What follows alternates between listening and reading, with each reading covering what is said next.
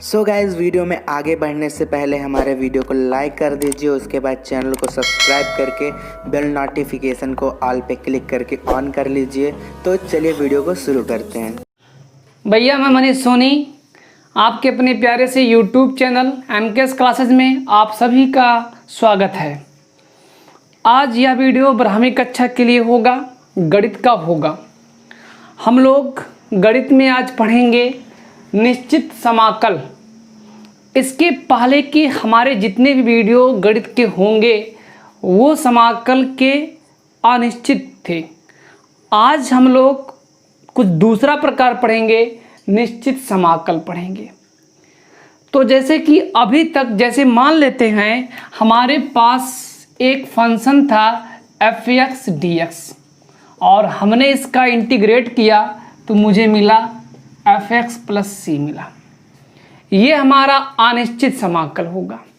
लेकिन अगर इसी समाकल के ऊपर पर हम कुछ लिमिट लगा दें, मतलब ऊपर नीचे, ठीक है ना, तो क्या है कि यही समाकल हमारा क्या हो जाएगा, निश्चित हो जाएगा। जैसे लिखा है, जब किसी फलन का समाकल किन्हीं दो निश्चित सीमाओं के लिए ज्ञात किया जाता है तो उसे हम लोग क्या कहते हैं, निश्चित समाकल कहते हैं। जैसे ये हमारा अनिश्चित समाकल का एक एग्जाम्पल है और ये हमारा निश्चित समाकल है, क्योंकि किन्हीं दो निश्चित सीमाओं के लिए ज्ञात किया जाता है क्या, फलन। सपोज करते हैं f(x) है। अब इसका जब हम लोग इंटीग्रेट कर देंगे तो f(x) मिलेगा और यहाँ बड़ा ब्रैकेट लगा देते हैं और a to b कर देते हैं। इसे बोलते हैं फलन की निम्न सीमा। क्या बोलते हैं, निम्न सीमा, लोअर लिमिट। और इसे बोलते हैं उच्च सीमा। क्या बोलते हैं, उच्च सीमा, अपर लिमिट। तो यहाँ से भी इंटीग्रेट करने के बाद बड़ा ब्रैकेट लगाते हैं और उसके बाद उस लिमिट को ज्यों का त्यों रख देते हैं। इसके तदुपरांत हम लिमिट लेते हैं। तो लिमिट कैसे लेते हैं, जो x होगा उसके जगह पर b होगा और x की जगह पर एक बार क्या होगा, a होगा। तो क्या हो जाएगा, upper limit minus lower limit. तो भैया लोग यही हमारा क्या है, निश्चित समाकल है। हाँ, एक चीज़ ध्यान दीजिएगा, अनिश्चित समाकल और निश्चित समाकल में एक अंतर होता है कि इसमें कांस्टेंट टर्म ऐड होता है और इसमें ऐसा कुछ भी नहीं होता है। तो इस प्रकार से आप इस चीज़ को लिख लेंगे और बाय दिस एग्जाम्पल समझने का प्रयास करेंगे और अभी हम आपको प्रश्नावली में और भी क्या कर देंगे, क्लियर कर देंगे। चलिए चलते हैं प्रश्नावली 7U का। हमारे पास जो क्वेश्चंस है, निम्न समाकलों का मान ज्ञात कीजिए, जिसमें से कह रहा है इंटीग्रेशन 1 to 2 1 से लेकर के 2 तक लिमिट लगा है, x to power 5 dx है। अगर इस चीज़ को हम लोग ना लगाएं तो ये हमारा अनिश्चित समाकलन हो जाएगा और इसका इंटीग्रेशन हम लोग बड़े बखूबी जानते हैं भाई। बहुत कुछ हम लोग समाकलन किए हैं, ऐसे ऐसे फलन का किए हैं जो बहुत डिफिकल्ट थे। तो ये क्या है भैया, ये तो बड़ा आसान है, बाबू का सवाल है। x to power 5 का इंटीग्रेट करेंगे तो x to power 6 बाई क्या होगा, 6 होगा। लेकिन हम लोग क्या पढ़ रहे हैं, डिफिनिट इंटीग्रल पढ़ रहे हैं, जिसके फलस्वरूप उसका लिमिट 1 to कितना दे दिया गया, 2, और बड़ा ब्रैकेट लगा करके यहाँ आप लिमिट लगा दीजिए। इसे बोलते हैं लोअर और इसे बोलते हैं क्या, हायर। ठीक है ना। अब आइएगा,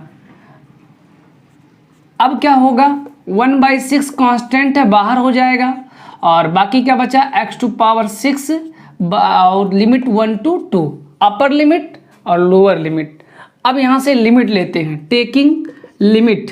लिमिट कैसे लेते हैं, upper limit minus lower limit. तो x के जगह पर हो जाएगा 2, तो 2 द पावर, ठीक है ना, कितना हो जाएगा, 6 माइनस 2 द पावर कितना हो जाएगा आपके पास, 1 to पावर कितना हो जाएगा आपके पास, 6 हो जाएगा।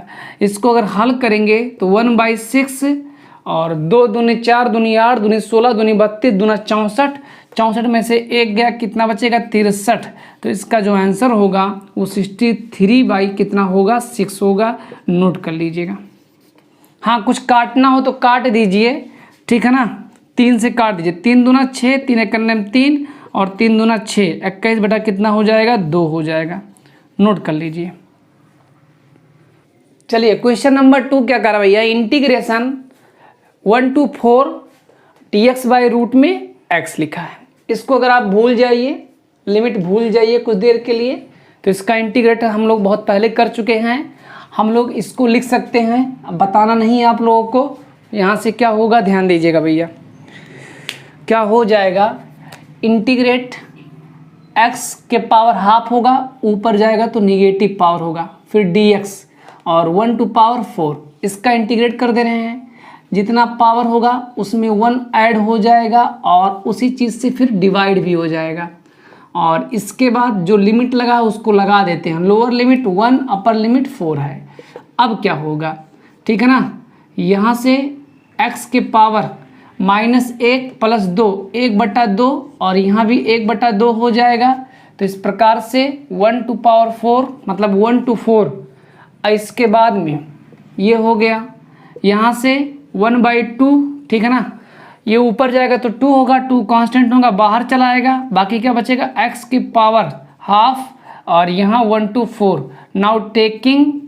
नाउ टेकिंग लिमिट, अब लिमिट ले लेते हैं, तो upper limit minus lower limit, तो हो जाएगा 2।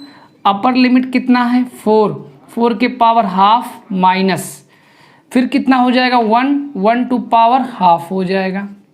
यहाँ से 2 और 4 को लिख सकते हैं, 4 को लिख सकते हैं 2 द पावर 2, तो पावर के ऊपर पावर, तो उन पावरों का आपस में गुना, तो 2 से 2 कैंसिल हो गया, 2 में से 1 गया, 1, 2 1 अन्यम, कितना हो जाएगा आपके पास 2, तो इसका आंसर कितना आ जाएगा, 2 आ जाएगा। नोट कर लीजिएगा। चलिए क्वेश्चन नंबर आपके पास जो 3 है वो क्या कह रहा है, इंटीग्रेशन लिमिट लगा है 1 से लेकर के 4 तक, अपर लिमिट 4 है, लोअर लिमिट कितना है 1 है, dx बाई x का घनमूल है, ठीक है ना। तो यहाँ से क्या होगा, ध्यान दीजिएगा, dx बाई x के पावर होगा 1/3 और लिमिट 1 टू कितना भैया 4 है। अब आइएगा इस चीज़ को ऊपर ले जाइए, तो यहाँ से हो जाएगा 1 to 4 और x के पावर माइनस में 1/3 और यहाँ हो जाएगा dx। अब इसके बाद में लिमिट 1 to 4 और x के पावर माइनस में 1/3 + 1/1 माइनस में 1/3 + 1/1 और यहाँ क्या चलेगा आपके पास, सॉरी यहाँ आपका लगेगा बड़ा ब्रैकेट और साथ ही साथ लिमिट 1 से लेकर के कहाँ तक भैया 4 तक। अब इसके बाद क्या होगा, यहाँ से हल करेंगे, 1 × 1 -1, 3 × 3, 2/, कितना हो जाएगा 3, और यहाँ भी 2/, कितना हो जाएगा 3 हो जाएगा, और लिमिट 1 से लेकर के कहाँ तक 4 तक। अब 2/3, 3/2, 3/2 कांस्टेंट होगा, तो ब्रैकेट से क्या हो जाएगा बाहर। अब आइए क्या बचा, x टू पावर 2/3 और लिमिट कहाँ भैया 1 से लेकर के 4 तक। टेकिंग लिमिट ले लेते हैं, तो हो जाएगा 3/2 और x के जगह पर 4, 2/3 और उसके साथ साथ x के जगह पर कितना हो जाएगा 1 और 1 के पावर 2/3। इतना समझ में आया है ना। अब 3/2 और 4 को 2 द पावर 2 और होल टू पावर 2 कितना है 3, 1 के पावर कुछ भी रहे कितना रहेगा 1 ही रहेगा। अब हो जाएगा 3/2 और पावर के ऊपर पावर, तो उन पावरों का आपस में गुणा, 2 दूनी कितना हो जाएगा 4, 4/3 -1, यही हमारा क्या हो जाएगा भैया आंसर। नोट कर लीजिएगा। क्वेश्चन नंबर 4 क्या कह रहा है, इंटीग्रेशन लिमिट है 0 to π/2 cos² x dx। आप लिमिट को भूल जाइए, ठीक है ना, लिमिट को कुछ देर के लिए भूल जाइए। अब इसका इंटीग्रेशन हम लोग किए हैं, cos² x का इंटीग्रेशन हम लोग किए हैं। cos का फार्मूला किसके पदों में, cos के पदों में। तो चूंकि cos 2a बराबर क्या होता है 2 cos² ये -1 होता है। तो अब क्या होगा, इसका जो मान होगा ये माइनस से उधर आएगा तो प्लस हो जाएगा cos 2a और इक्वल होगा 2 cos² ये, अतः cos² ये इक्वल हो जाएगा 1 + cos 2a बाई कितना हो जाएगा 2 हो जाएगा। तो इतने के जगह पर अब हम लोग इतना रखेंगे। तो चलिए चलते हैं, ध्यान दीजिएगा। यहाँ से हो जाएगा इंटीग्रेशन कॉस स्क्वायर एक्स के जगह पर लिखेंगे 1 प्लस कॉस 2x और बाई में 2 ओवरऑल क्या चलेगा भैया dx चलेगा। अब यहाँ से 1/2 कांस्टेंट टर्म है, इसको इंटीग्रेट से बाहर कर लेते हैं, 1/2 हो गया और इंटीग्रेशन 1 प्लस कॉस 2x और फिर क्या चलेगा dx चलेगा। अब इसके बाद क्या है हाफ और इसका पार्ट बाय इंटीग्रेशन dx करने में dx प्लस कॉस 2x और साथ ही साथ क्या लगेगा dx लगेगा। इतना हो गया, हाफ हो गया और dx का इंटीग्रेशन x होगा प्लस cos 2x का कितना होगा sin 2x बाई कितना हो जाएगा 2 हो जाएगा। और इसके बाद में ध्यान दीजिएगा cos 2x को अगर 2x को t मान लेंगे तो 2x का कितना होगा 1 होगा और इसके बाद में dt बाई dx होगा और dx बराबर हाफ dt हो जाएगा। तो इस प्रकार से dx जहाँ होगा हाफ dt होगा तो बचेगा कितना cos 2x के जगह पर t और dx के जगह पर हाफ dt, तो हाफ आपका बाहर हो जाएगा। तो इस प्रकार से cos 2x का इंटीग्रेशन sin 2x बाई 2 मिलेगा। इतना तो हो गया आपका। अब इसके बाद अगला जो हमारा कार्य होगा लिमिट का होगा। लिमिट कितना था भैया 0 to π/2 था, लगा दीजिए, यहाँ भी लगा दीजिए, यहाँ भी लगा दीजिए, एट लास्ट यहाँ भी आप लगा दीजिए, 0 to π/2 हो गया। अब ध्यान दीजिएगा जो आपके पास π/2 है वो आपका अपर लिमिट है और जो आपका 0 है वो आपका कौन सा लिमिट है भैया लोअर लिमिट है। तो इस प्रकार से अगला कार्य हमारा क्या होगा upper limit minus lower limit. तो आइए चलते हैं टेकिंग लिमिट अब होगा क्या, आइए देखते हैं। Half upper limit π/2 plus sine 2x के जगह पर π/2 और बाई में कितना रहेगा 2 माइनस लोअर लिमिट, तो हाफ लोअर में भी जाएगा तो ये हाफ हो जाएगा और x के जगह पर 0 होगा माइनस साइन 2 और x के जगह पर कितना हो जाएगा आपका 0 हो जाएगा, तो 2 इंटू 0 और बाई में कितना रहेगा 2 रहेगा। इसको सॉल्व कर लेते हैं। हाफ π/2 प्लस साइन 2 से 2 कैंसिल, क्या बचेगा पाई और ये बाई में 2 रहेगा माइनस हाफ 0 माइनस साइन 0 2 0 0 होगा, साइन 0 इसका मान 0 होता है। अब यहाँ से क्या होगा 1/2 π/2 और प्लस साइन पाई का मतलब 180 और इसको साइन 90 प्लस 90 और ये जाएगा minus cos 90 sorry plus cos 90, इसका मान कितना होता है भैया 0 होता है। तो इस प्रकार से ये भी कितना हो जाएगा 0/2 तो 0 ही होगा। तो इस प्रकार से इसका जो आंसर होगा वो हो जाएगा π/4 और यही हमारा क्या होगा आंसर, नोट कर लीजिएगा। एक बार समझ लीजिए इतना तो हमारा केवल और केवल नॉर्मल क्वेश्चन इनडिफिनिट का था।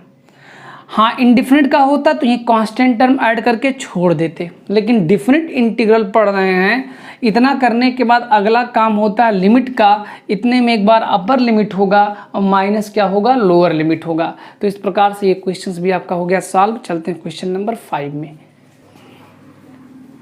चलिए क्वेश्चन नंबर 5 का अगर आप इंटीग्रेशन 2 to 3 2 से लेकर 3 तक 1/x dx, तो 1/x का इंटीग्रेशन कितना होगा log x होगा। बड़ा ब्रैकेट लगा दिए, लिमिट 2 3 कर दिए। अब टेकिंग लिमिट एक बार अपर लिमिट और एक बार क्या रहेगा आपका पास लोअर लिमिट रहेगा। तो log m minus log n, अरे भाई चूंकि हम लोग पढ़े हैं log m minus log n बराबर log m बाई क्या होता है n होता है। तो इस कंडीशन में log 3 कितना हो जाएगा 2 और यही हमारा क्या होगा आंसर, नोट कर लीजिएगा। चलिए क्वेश्चन नंबर आपके पास 6 का रहा integration 0 to π/4 sec² x dx। और हम लोग पढ़े हैं सेक स्क्वायर एक्स का समाकलन कितना होता है भैया, tan x होता है। तो इस चीज़ को लिखेंगे हम लोग tan x और साथ ही साथ क्या लगाएंगे, लिमिट 0 to π/4। अब काम होगा taking limit, now taking limit upper limit और माइनस लोअर लिमिट।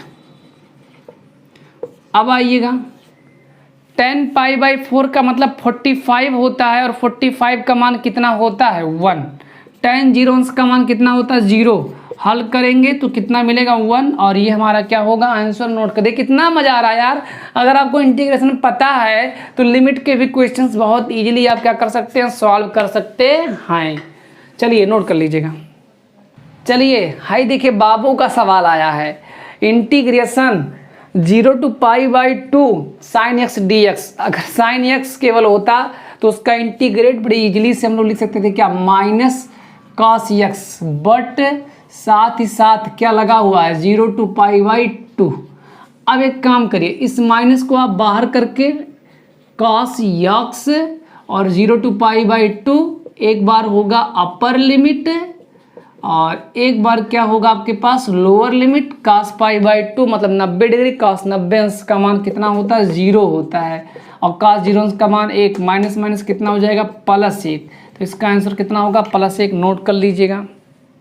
चलिए क्वेश्चन नंबर 8 क्या कह रहा है, इंटीग्रेशन 1 to 2 और फंक्शन है 4x³ - 5x² + 6x + 9। अगर ये चीज़ ना दिया होता तो इसका इंटीग्रेशन आप लोग बड़े आसानी से ज्ञात कर सकते हैं, ठीक है ना। तो अब हम एक एक करके नहीं बताएंगे, ठीक है ना, बड़ी आसानी से इस चीज़ को हम डाट सॉल्व करने का प्रयास करेंगे।